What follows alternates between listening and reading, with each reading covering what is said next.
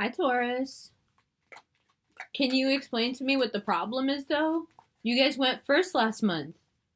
Get out of your feelings. So, what's going on for you guys? A lot's going on. A lot's going on. I thought you guys would be out there, having fun because it's your birthday. It didn't even occur to me to put you guys towards the beginning. And the more that it turned into I'm going to force my way into getting this reading, which actually should show you something about the more spiraling down nature of a Taurus.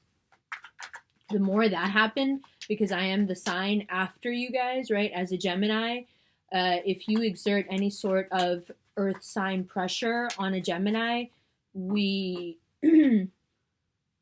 just stop.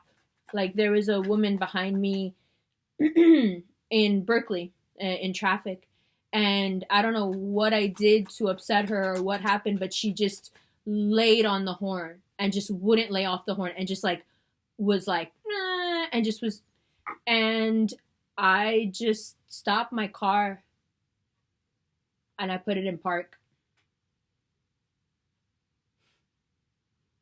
And I just sat there.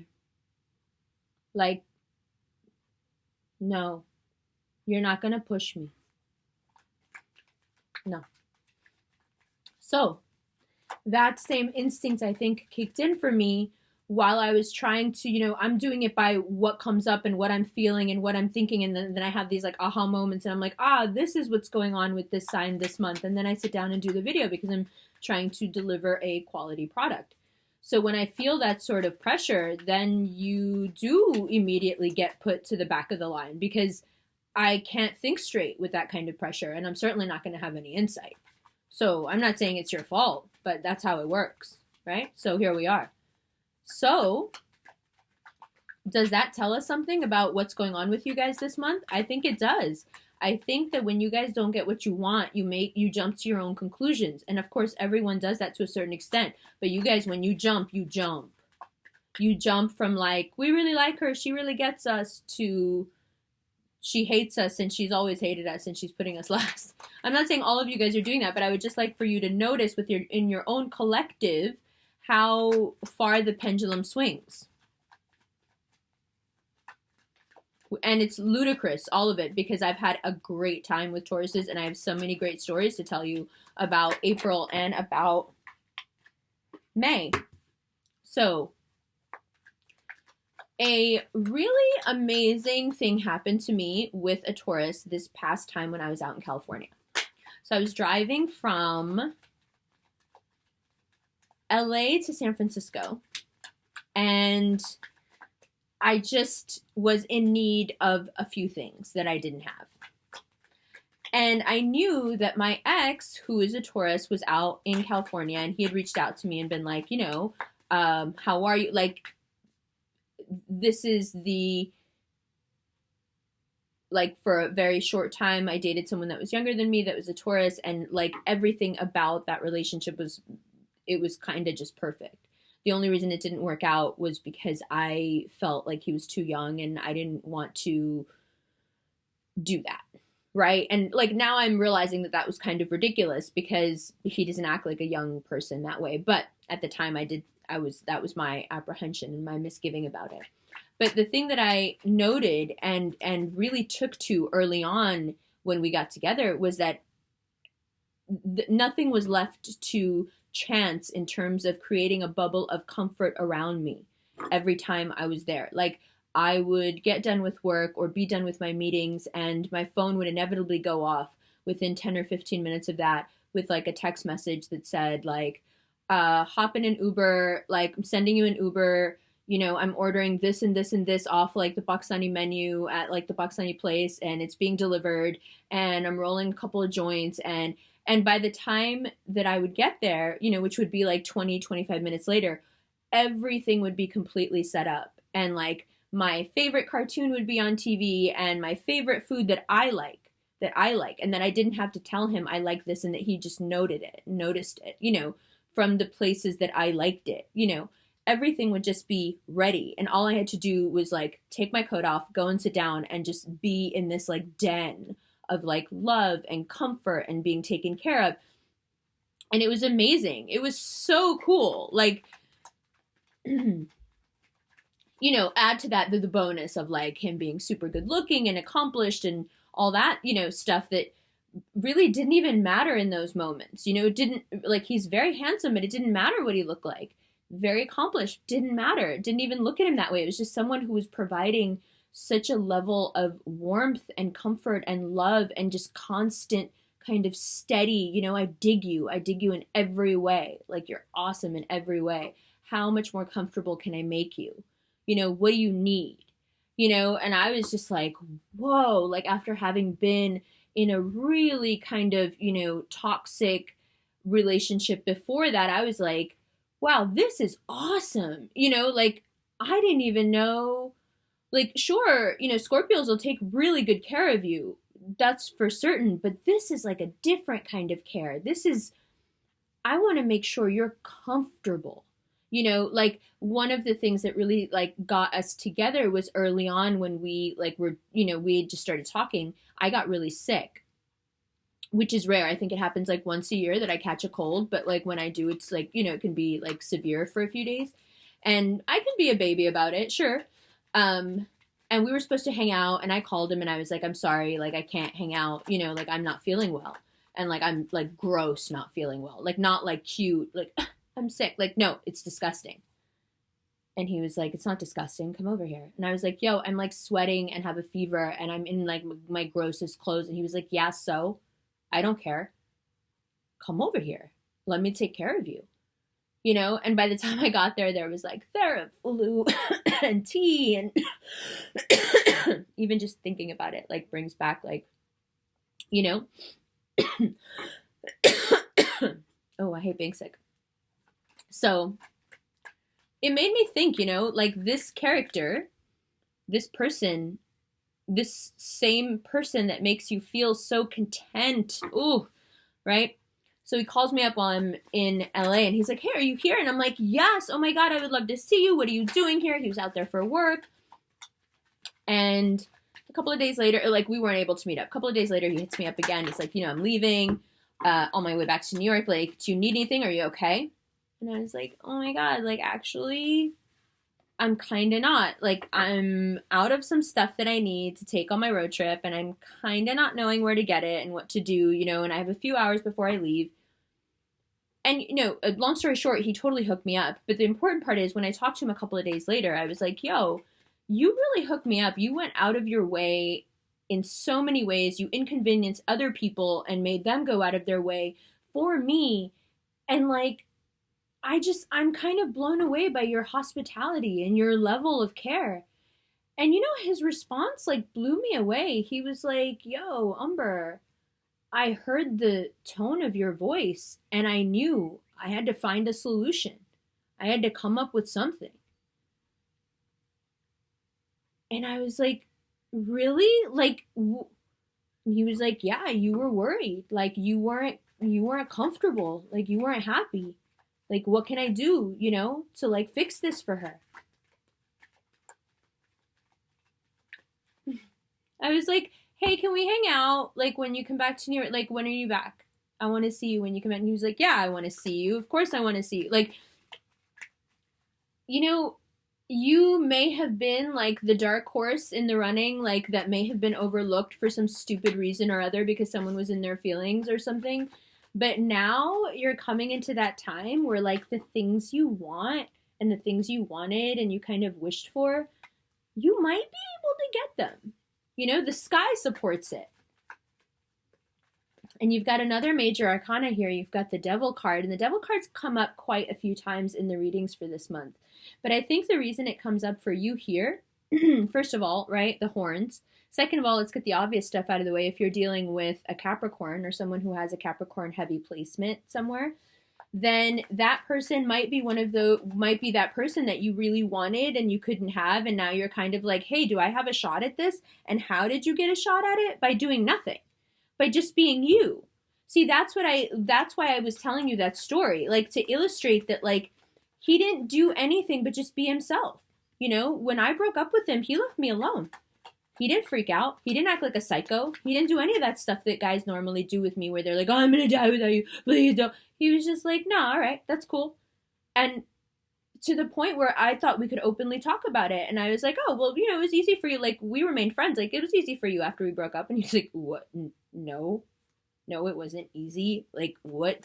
Just because I don't say anything, you know? So, like, really, he didn't do anything to get my attention except just be himself. Like, even when he said that thing where he was like, I heard the tone in your voice. Like, he didn't say it like some Bollywood hero, you know, like, oh, aapki awaaz mein maine suna, you know, pareshani. No, like, yo, you sounded stressed. I'm gonna help you. I'm gonna think of a solution. You know? Yeah, man. Steady. Dependable. Like, there for you, loves you, can't help it, loves you, you know? I think that you guys are coming into a time now where people see that for what it is. And they're like, yeah, you know, I like it. Let's look at these cards. All you forgot about us even though it's our birthday. It's Gemini birthday now. What are you guys talking about? You want both months? And then I'm going to relate this all back to the mythology about the oxen and the minotaur and everything that I've been reading about. But I want you to look at your cards first before we go into that. And that can be more of just like a celebration. By the way, the celebration's already here at the bottom of the deck twice. These are the two bottom of the deck cards. This and then this. So I really did, for real, think that you were just out there celebrating and not, you know, watching videos. But here we are. And I think there's a reason you had to wait this long, because you have to see where your, you know, misconceptions are. You probably feel silly now. You should. I love you guys. Why would I do that? So, here we are. Celebration. Yay. What a beautiful card. Came up for the Pisces as well. You know, financially, things are just starting to work out for you. They have been working out and they have been good, but they're going to get better and better. This air sign, this earth sign, this air sign will get easier to deal with now. This earth sign, I'm sorry, they will not. You will, however, find yourself in a position of power over this air sign, not because, and this is someone who doesn't necessarily have to be an air sign, this could easily be an Aries, or someone who's just displaying this Mars quality that he's got going on right now.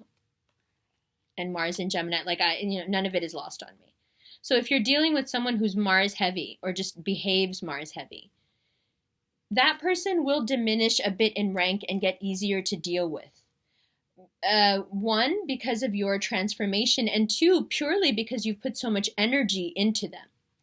As far as the earth sign comes up here, and then again after these two cards here, sandwiched between cards of celebration and love. And so although the potential is still there, there is nothing happening quite yet, and that is always the case. Not quite yet, not quite ready. What I see here, though, is that you can't wait. You don't want to wait. You need to move, but you see, if you move like this right now, I don't think it will be good for you. If you distance yourself from people right now because this is too uncomfortable of a process, I don't think it will be good for you. I think you should hang on to the cups you have, and I think you should try to be more open with people and maybe perhaps pursue some things that didn't work out, but in a very peaceful way, not like I need your affirmation or now I need things to work out, but just like the story I told you, like, hey, I'm just going to be myself, you know, and the right people are going to come find me because when I'm myself, I've become quite magnetic and I get the things that I want. Now, here's the thing that you have to be careful of. The moon. Tauruses, don't lie to people this month, especially if it comes to their feelings. Because you guys, like, often I have to tell people, they'll be like, they'll get a reading, they'll be like, no, but he's a Taurus or she's a Taurus, they don't cheat. And I'm like, girl, Tauruses, for as loyal as they are, they cheat a lot. A lot. I don't know why, but a lot. So when I mean don't lie, I mean sins of omission. I mean things, planting seeds of things that will later turn into infidelity.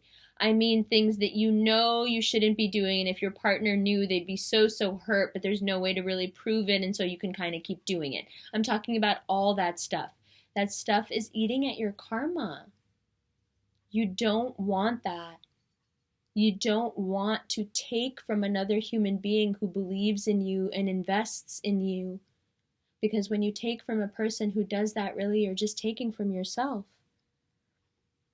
And this is this illumination, you know, that's going to happen for you. This is also the full moon. The illumination. Sorry, it happened again. You see this illumination of your relationships. And taking a good look at why you lie, or where you tell these sins of, where you have these omissions, why you do it. Because the path is so clear and you know how to walk it, but why do you take these detours then? This month is going to make you look at all that, right? This month is going to make you say to somebody, I like you, I still like you. You know? It's going to make you realize that this pain that you've been through of not getting what you wanted, it did make you better. And now that financially things start working out, you have the opportunity to pursue perhaps not the old thing, you know? Perhaps something completely different, but now you can move forward with the knowledge of, it's not me, I'm good at this. I'm good at loving. You know, if there's anything that kept me from it, it was probably just this person and their immaturity, and perhaps they're still not ready. But I know, I have faith in my ability to put the hard work in and put my head down and go to work. I know that I can do it. And what the cards are saying is, yes, you can do it, but what do you want to do? Do you want to leave it all behind and leave with less than you had? Or do you want to take what you have and make more of it? All you have to do to walk down this road is be honest. And that road leads here. All right? So now, let's talk about the oxen. So in Joseph Campbell's A Hero with a Thousand Faces, he constantly brings up the oxen, right? And I didn't know the entire story of the minotaur. I thought it was just like a story of like this king and queen who somehow ended up with this bull-headed son, and that's, yeah, and they had to somehow deal with him, and they made this maze, blah, blah, blah. But no, but there's like a whole other element to the story. So what happened was that the minotaur's father had prayed to Poseidon, the god of the sea, to grant him a boon or some sort of a symbol to show that he was the one who was picked by the gods to be king instead of the kings that he was warring with at the time. And that he would proclaim, if they were to send him some sort of a sign, that he would be able to tell the other kings, look, you know, the gods have chosen me. And so Poseidon sent him a gorgeous, like the most beautiful white oxen, beautiful white bull that had ever been seen, and on the condition that when he won his kingship, he would then sacrifice the bull to Poseidon, therefore completing that ritual cycle.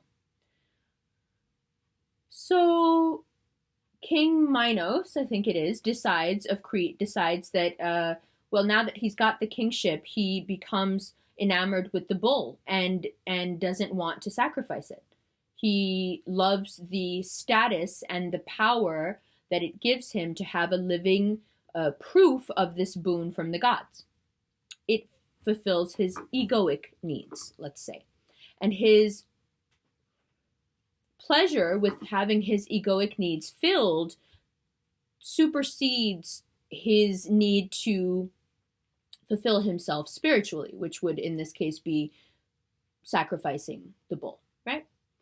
So what happens is the punishment, if you will, the karmic retribution for not giving back what was given, is that the Queen Minos's queen, falls in love with the bull and has a bull constructed that will tempt this creature, and she copulates with it. How did we get to bestiality? Not sure. But here we are. So she ends up pregnant, and she ends up having this bull, a man with a bull's head and bull's hooves. So then the story gets really deep, psychologically, because then they have to, after a while, hide him because he's a danger and he eats people.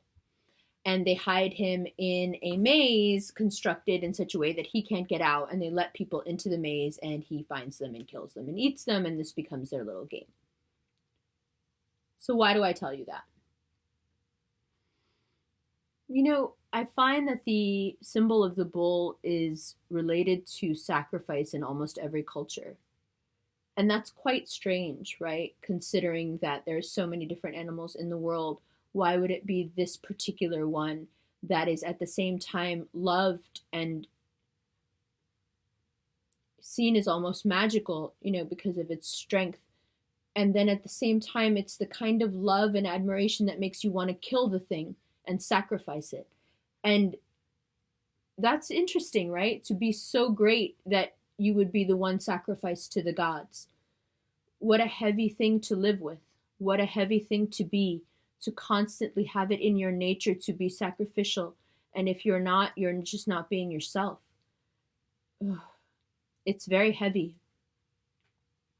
And the metaphor of the maze, right? The maze that is constructed to basically save him from himself.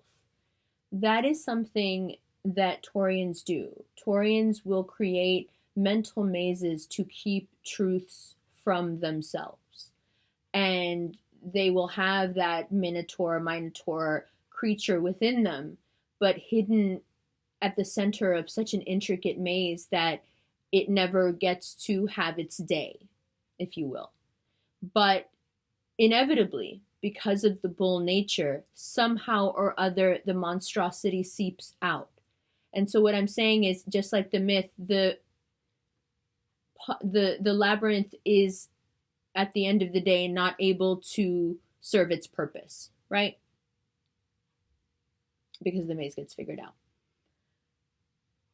So I tell you all that to say that I think the reason that story goes the way it goes, and so much of Greek mythology is just a way to explain archetypes to us, I think the reason it goes the way it goes is to make us understand that within, partly this is that within the nature of the bull is the necessary need for sacrifice. And if that need for sacrifice is not fulfilled, then the ensuing consequence is so great that one has to create all sorts of barriers within the mind to live with one's decision or actions. Where spirituality in the Taurus is not cultivated, where human spirituality, if you will, which is, exactly what I was talking about with taking care of someone and putting them in that protective bubble, where that is happening, where there is a kind of sacrificial element, sacrificing of oneself for humanity, sacrificing of oneself for the partner, sacrificing of oneself for the comfort of the greater good, what have you. When that is activated, when that is going on within you, you don't need to build mazes. You don't need to hide from yourself. When you don't do that, when you say you're going to sacrifice, but you don't. See, he promised Poseidon he would sacrifice the bull back if he sent it to him as proof that he should be king.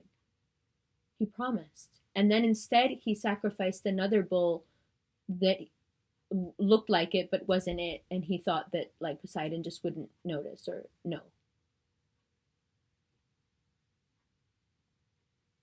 It's when we try to get out of our responsibilities and out of the things that we know are ours to deal with that we have to build these labyrinthian, thought processes within ourselves to keep the truth from ourselves. This is not a month where you need to do that. I think you will find in the middle of this labyrinth, no matter how you get there and no matter what puts you there, that you are indeed a very good person. And it can't be easy to, by nature, be the one who needs to have its throat slit to show appreciation for the world and for what the universe has given us. It's quite an interesting position position to be in.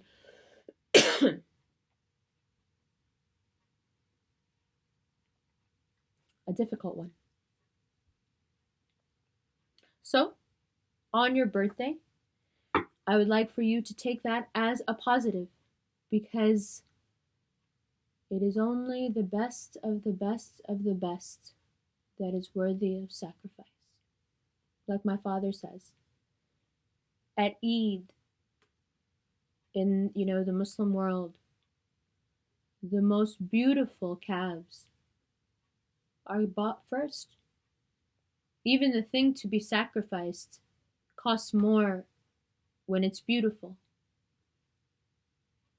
So of all the animals, of all the beings, of all the dynamics, out of all the archetypes, you were the most beautiful and worthy of sacrifice. Perhaps there's little solace in that if you're going through a hard time. But it is true. There's something really cool about that, right? Happy birthday, don't be mad. Get out of your feelings. It wasn't like that. I will be in San Francisco in October for 3 weeks.